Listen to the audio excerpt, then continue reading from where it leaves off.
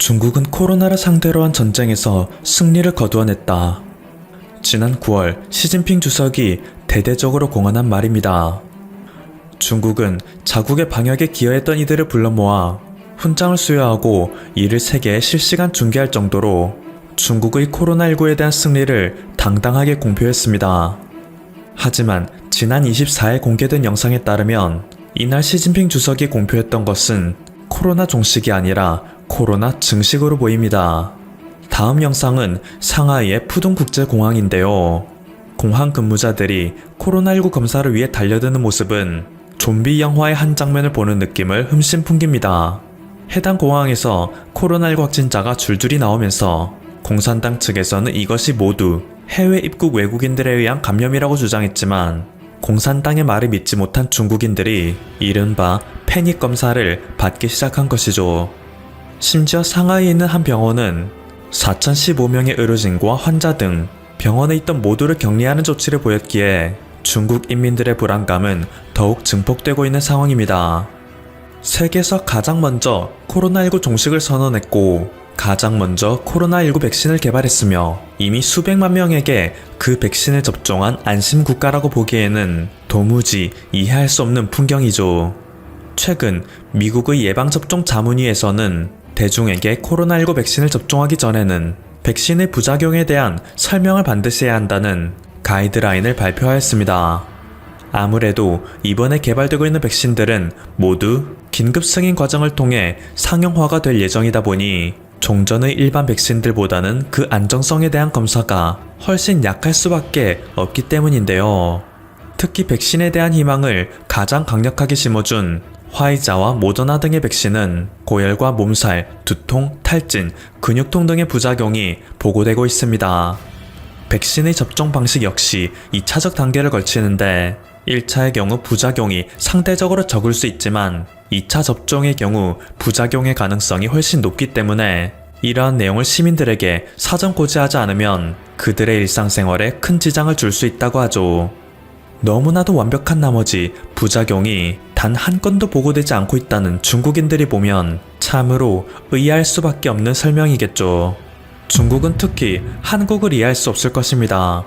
세계에서 가장 방역을 잘하기로 정평이 나 있는 한국은 다른 수많은 국가들이 백신 확보 경쟁에 나서는 동안 이상하리만큼 백신 확보에 나서지 않고 있었기 때문입니다. 특히 현재 중국 백신을 맞기 싫다며 수많은 국민들이 시위를 하고 있긴 하지만 정부가 발빠르게 중국의 백신을 확보한 브라질은 중국의 지구 반대편에 있을 정도로 먼 거리인데 한국은 코앞에서 완벽한 백신을 생산해낸 중국을 두고선 중국의 백신을 확보하기 위해 엎드려 절하기는커녕 여기저기 간이나 보고 있는 상황이니 말이죠. 지난 24일 BBC에서는 인류를 빛낸 올해의 여성 100인을 선정하였습니다. 그리고 그 명단에는 우리에게 굉장히 낯이 익은 인물이 있습니다. 바이러스 사냥꾼이라는 닉네임으로 언급된 그녀는 바로 대한민국 질병관리청장 정은경이었죠. 코로나19가 최초로 발병했던 중국 우한에서의 경험을 일기로 쓴 중국의 작가 팡팡, 옥스퍼드 대학교에서 코로나19 백신 개발을 이끌고 있는 사라 길버트 교수 등이 이 리스트에 올랐는데요. 정은경 청장이 이들과 함께 리스트에 올랐다는 것은 현재 인류가 코로나19를 극복하는 데 있어 정은경 청장이 혁혁한 공을 세우고 있다는 뜻이겠죠. 실제로 그녀가 이끄는 대한민국의 방역망은 첫째로 국민의 생명, 둘째는 국민의 안전, 셋째는 국민의 건강으로 온통 국민들의 생명권을 위한 방향으로 펼쳐지고 있습니다. 앞서 언급된 옥스퍼드 대학교의 사라 길버트 교수, 그녀가 주도하는 아스트라제네카사의 백신은 실험 과정에서의 우연히 기적과도 같은 성과를 낸 것으로 알려져 세계 언론들의 주목을 받고 있는데요. 대한민국은 발빠른 정보력을 10분 활용하여 수많은 부작용이 알려진 다른 백신을 섣불리 계약하지 않고 아스트라제네카의 백신을 3천만 명분 계약했다는 소식이 알려졌기에 이 소식을 들은 한국인들은 안도의 한숨을 내쉬고 있죠. 심지어 영상 2에서 8도씨의 다소 높은 온도에서도 최소 6개월간 보관이 가능하여 운송이 편리하고 한국 SK바이오사이언스는 지난 7월 옥스퍼드 대 아스트라제네카의 백신을 위탁 생산하는 계약을 체결했기에 이 백신은 한국에서 직접 생산할 수 있습니다. 가격마저 한 도즈당 3,000원에 불과하다고 하는데요. 한 명당 2번의 접종을 받는다고 해도 6,000원의 비용밖에 들지 않는 것이죠. 이것을 만약 일본이 알게 된다면 너무 배가 아파 자다가도 벌떡 일어날 소식일 것입니다. 일본은 한 도즈당 21,000원에 달하는 화이자의 백신을 1억 2천만회 분 구매 계약을 했기 때문이죠. 단순 계산으로만 봐도 2조 5천억의 비용이 듭니다. 하지만 한국은 단순 계산을 해보면 1,800억으로 일본의 7%밖에 안 되는 경비입니다. 심지어 한국은 아스트라제네카의 백신을 국내에서 직접 생산한다는 것을 감안하면 백신 접종에 드는 비용은 이것보다 훨씬 떨어질 것입니다. 일본이 한국을 보며 배를 부여잡는 것은 이것뿐만이 아닙니다. 과거 일본은 아베 총리가 찍힌 한 장의 사진이 공개되자 일본의 수준이 이것밖에 안 되냐며 크게 분노한 사건이 있었습니다. 큰 모니터 한 대를 아베 총리가 쳐다보고 있는 이 사진은 코로나의 상황이 심각해지자 세계 각국의 정상들이 원격 화상회의를 진행했던 모습입니다. 우리들이 대학교 강의를 듣거나 회사 업무 회의를 하는 모습과 크게 다르지 않는 이 사진이 공개되자 일본의 네티즌들은 대체 저 CCTV처럼 무식하게 큰 카메라는 뭐냐? TV는 또 대체 언제적 모니터냐? 일본 디스플레이를 부활시키겠다며 막대한 예산을 JDI에 투입해놓고 왜 저런 구닥다리 모니터를 총리가 사용하고 있냐며 하나같이 나라망신이라는 반응을 보였었죠. 반면 한국은 요 근래 이어지고 있는 화상회의에 각국의 관심을 크게 끌고 있는 상황인데요. 도대체 어떻게 만든 세트장이냐, 노하우 좀 알려달라는 문의가 빗발치고 있다고 합니다. 지난 6월 30일 진행된 한국-EU 정상회담에서 한국은 전체 스튜디오에 LED 모니터를 배치하고 다양한 각도를 비추는 카메라를 설치하였습니다. LED 모니터에는 음성 자료와 텍스트 자료도 첨부할 수 있게 만들어 유럽의 국가들이 한국의 발언에 집중할 수 있도록 도왔죠. 또한 최근 잇따라 진행되고 있는 각종 회의에서는 그 회의의 성격에 맞는 스튜디오가 꾸며지고 있습니다. 한국 아세안 회의는 파란색의 스튜디오, 한국 메콩 정상회의는 보라색, 한국 아세안 플러스 3 정상회의는 에메랄드색, 동아시아 정상회의는 하늘색, RCEP 정상회의는 짙은 파란색, G20 정상회의는 의장국인 사우디아라비아의 국기 컬러에 맞춘 초록색으로 연출되었죠. 조촐하고 사무적인 배경을 바탕으로 하는 다른 국가들에 비해 단연 돋보일 수밖에 없는 디자인입니다. 수많은 국가들이 참여하는 화상회의의 특성상 이렇게 돋보이는 연출 효과를 낸 한국은 매 발언마다 다른 국가들에 비해 더 큰 주목을 받을 수밖에 없죠. 그리고 이 모든 세팅은 한국산 LED 패널과 조명을 활용해 컬러 터치만 바꿈으로써 연출된 것인데요. 이를 통해 한국 제품의 우수함까지 홍보되는 일석이조의 효과도 거두고 있다 평가되고 있습니다. 특히 RCEP 정상회의에서는 LG의 차세대 TV인 롤러블 TV가 공개되었습니다. 대한민국의 문재인 대통령이 발언할 때 그의 뒤편에 설치된 롤러블 TV의 화면이 올라오며 로고를 띄웠기에 그 어떤 나라의 정상들보다도 임팩트 있는 발언이 가능했죠. 한국은 그동안 중국의 저가형 TV가 독점하던 글로벌 TV 시장을 재탈환하는 형국입니다. 지난 24일 시장조사업체 옴니아에 따르면 3분기 한국산 TV 점유율은 수량 기준 35.3%로 33.8%인 중국산 TV를 앞서 1위를 차지해냈죠. 금액 기준으로 보면 한국이 49.7%로 세계 시장의 절반을 한국이 독식한 것이나 마찬가지입니다. QLED와 OLED의 프리미엄 TV 시장을 공략한 한국의 삼성과 LG가 큰 몫을 해낸 것으로 분석되는데, 놀라운 것은 그간 세계 1위 디스플레이를 차지했던 LG보다 삼성전자가 훨씬 많은 디스플레이를 판매했다는 점입니다. 심지어 최근 삼성전자는 2021년 비메모리 사업이 매출 20조 원대를 돌파할 것이라는 분석이 나왔기에 삼성전자의 주가는 연일 역사상 신고가를 기록하고 있죠. 그간 과열됐던 미국의 기술주들이 코로나19 백신 개발에 대한 기대감으로 인해 주가가 소폭 조정되고 있는 가운데 한국을 견인하는 간판 기업들은 한국의 방역 성과와 함께 큰 주목을 받고 있습니다. 그간 저평가되었던 한국의 기업들은 포스트 코로나 시대의 글로벌 무대에서 큰 활약을 할 수 있는 발판을 만들어가고 있습니다. 지금까지 퍼블튜브였습니다. 여러분의 구독과 좋아요 그리고 알림 설정은 콘텐츠 제작에 큰 힘이 됩니다.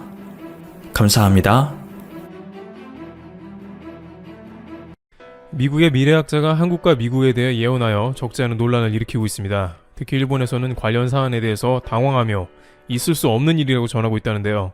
국내 네티즌들은 21세기 노스트라다무스라고 불리우는 조지 프리드먼이 전한 한국에 대한 예언을 공유했는데요. 조지 프리드먼은 미국 코넬 대학교의 정치학 박사이며 미국 군사 정치 분야를 주로 분석하는 석학입니다. 그는 미래 국가에 관한 100년 후와 같은 책을 집필했고 한국의 IMF 등을 정확하게 예측하기도 했습니다. 그는 동북아시아의 한중일 3국에 대한 국가 운명을 예측했습니다. 각 국가의 내용을 간단하게 살펴보기로 하고 그 가운데 그가 밝히는 한국과 미국을 엮어서 예측하는 미래와 일본이 당황하는 이유도 살펴보겠습니다. 첫 번째, 중국의 국가 운명. 조지 프리드먼은 중국에 관해서 미래가 없다고 매우 파격적인 예측을 했습니다. 그러나 이에 대해서 많은 이들은 중국은 미국과 패권 경쟁을 하는 경제 군사 대국이기도 하며 코로나를 가장 빨리 벗어나고 경제 회복을 하는 국가로 성장세가 여전히 가파르다고 이야기하고 있는데요. 조지 프리드먼은 이에 관해 그러한 중국의 성장이 어느 정도 정체되기 시작한 다음이 문제라고 합니다. 중국은 반드시 정체기가 도래하며 그 가운데 가장 중요한 실업자를 구제할 방법이 없다는 것입니다. 이러한 예측은 놀랍게도 현재에도 중국에 그대로 일어나고 있는 것으로 확인되고 있습니다. 중국 당국도 가장 골치 아파하는 문제는 바로 농민공의 실업 문제가 점점 가속화되고 있다는 것입니다. 중국은 농민공 인구가 대략 3억 명가량으로 파악되며 이들은 지방에서 도시로 일하러 온 인력들입니다.